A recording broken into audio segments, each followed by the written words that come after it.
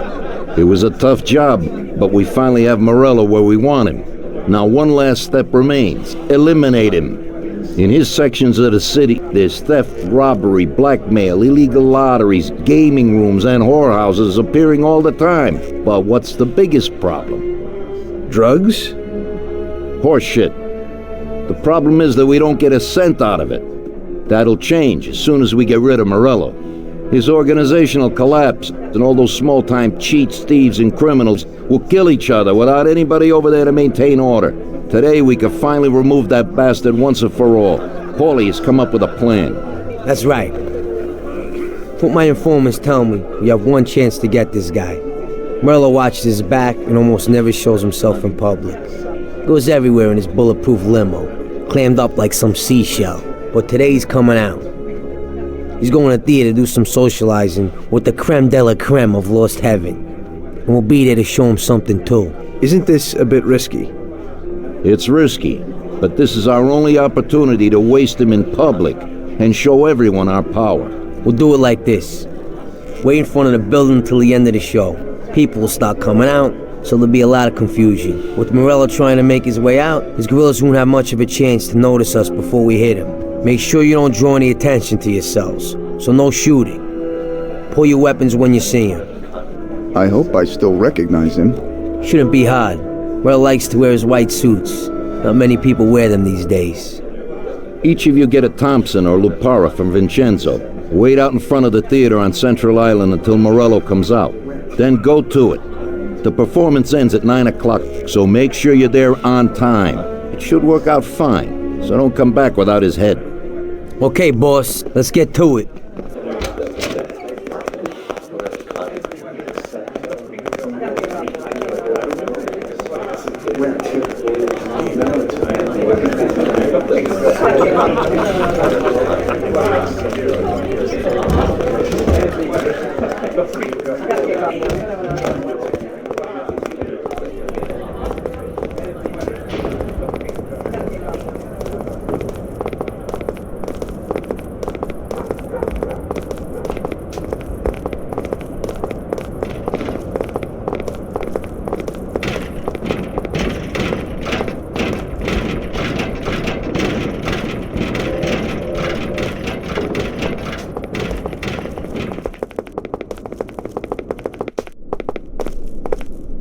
Vincenzo, today we need some real heavy artillery. We're gonna rub out Morello. Well, I think 600 shots per minute from an old Tommy gun should do the trick.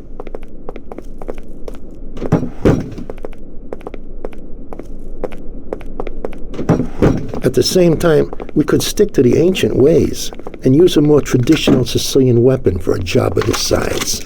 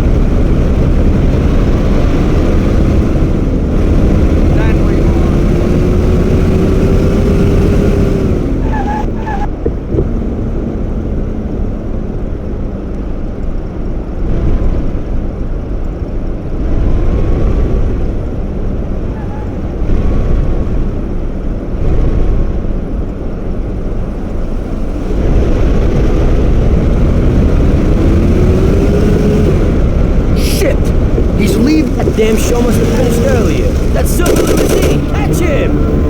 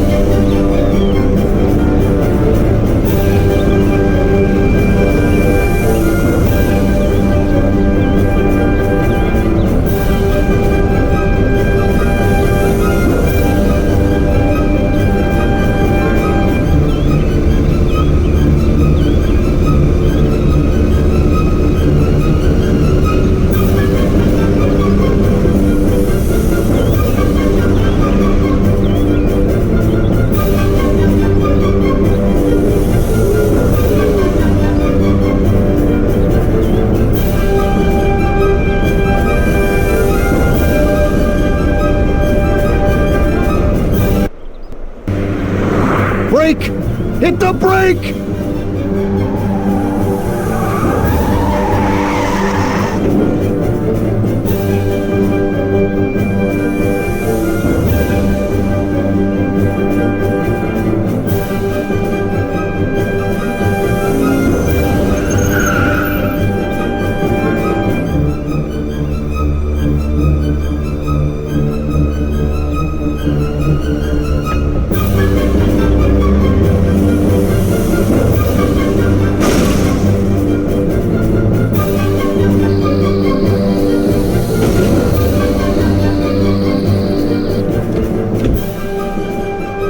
You think he's dead? Well, I guess so, yeah. Oh, Christ.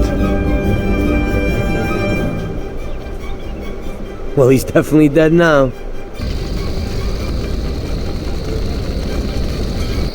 Let's go. Okay, let's go.